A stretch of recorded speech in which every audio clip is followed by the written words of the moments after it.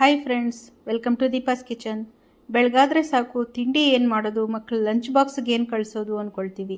ಆದರೆ ಈ ಥರ ಬೆಂಡೆಕಾಯಿ ಫ್ರೈನ ನಾವು ಈಸಿಯಾಗಿ ತುಂಬ ಟೇಸ್ಟಿಯಾಗಿ ಮಾಡ್ಬೋದು. ಸಿಂಪಲ್ಲಾಗಿ ಮನೆಯಲ್ಲೇ ಬೆಂಡೆಕಾಯಿ ಫ್ರೈನ ಹೇಗೆ ಮಾಡೋದು ಅಂತ ನೋಡೋಣ ಬನ್ನಿ. ಸೂಪರಾಗಿರುವಂಥ ಬ್ರೇಕ್ಫಾಸ್ಟ್ ಹಾಗೆ ಲಂಚ್ ಬಾಕ್ಸ್ ರೆಸಿಪಿಯಾಗಿದೆ. ಮೊದಲಿಗೆ ಇಲ್ಲಿ ನಾನು ಅರ್ಧ kg ಬೆಂಡೆಕಾಯಿನ ತೊಗೊಂಡಿದ್ದೀನಿ. ಬೆಂಡೆಕಾಯಿನ ಚೆನ್ನಾಗಿ ತೊಳೆದುಬಿಟ್ಟು ಇದನ್ನು ಸಣ್ಣ ಸಣ್ಣದಾಗಿ ಕಟ್ ಮಾಡಿಕೊಂಡು ಒಂದು ಕಡಾಯಿಗೆ ಹಾಕಿ 2 ರಿಂದ 3 ಸ್ಪೂನ್ ಆಗುವಷ್ಟು ಎಣ್ಣೆನ ಹಾಕಿ ಮೀಡಿಯಮ್ ಫ್ಲೇಮಲ್ಲಿ ಚೆನ್ನಾಗಿ ಇದನ್ನು ಫ್ರೈ ಮಾಡ್ಕೊಳ್ಳೋಣ. ಆಗ ಬೆಂಡೆಕಾಯಿ ಹಸಿ ವಾಸನೆ ಇಲ್ದಿರ ಹಾಗೆ ಅಂಟಂಟಾಗಿ ಬರ್ದಿರ ತುಂಬ ಚೆನ್ನಾಗಿ ಬರುತ್ತೆ. ಫ್ರೈ ಮಾಡಿದ್ಮೇಲೆ ನೋಡಿ, ಈ ಥರ ಚೆನ್ನಾಗಿ ಫ್ರೈ ಮಾಡಿಕೊಂಡು ಒಂದು 6 ರಿಂದ 7 ನಿಮಿಷ ಫ್ರೈ ಮಾಡಿಕೊಂಡ್ರೆ ಚೆನ್ನಾಗಿ ಬರುತ್ತೆ.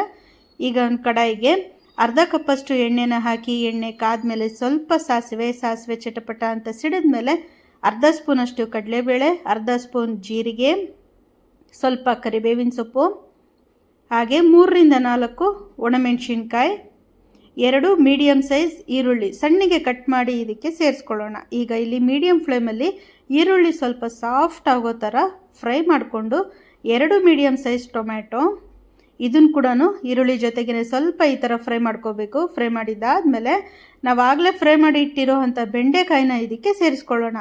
ಈಗ 1/4 ಸ್ಪೂನಷ್ಟು ಅರಿಶಿನ, 1 ಸ್ಪೂನಷ್ಟು ಅಚ್ಚ ಖಾರದ ಪುಡಿ, ರುಚಿಗೆ ತಕ್ಕಷ್ಟು ಉಪ್ಪು, ಖಾರ ಸ್ವಲ್ಪ ಇಲ್ಲಿ ನಾನು ಜಾಸ್ತಿ ಹಾಕಿದ್ದೀನಿ, ಯಾಕಂದರೆ ಬೆಂಡೆಕಾಯಿ ಸ್ವಲ್ಪ ಬೆಂದ ಮೇಲೆ ಸ್ವಲ್ಪ ಖಾರ ಎಳೆಯುತ್ತೆ.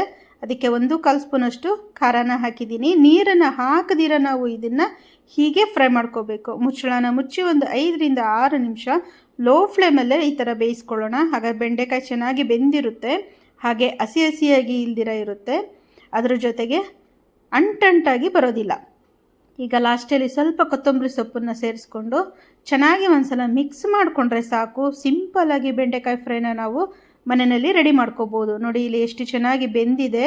ಹಾಗೆ ಸ್ವಲ್ಪ ನೀರು ಹಾಕ್ದಿರ ನಾವು ಎಣ್ಣೆನಲ್ಲೇ ಈ ಥರ ಫ್ರೈ ಮಾಡಿಕೊಂಡ್ರೆ ಅಂಟು ಬರ್ದಿರ ರೆಡಿ ಆಗುತ್ತೆ.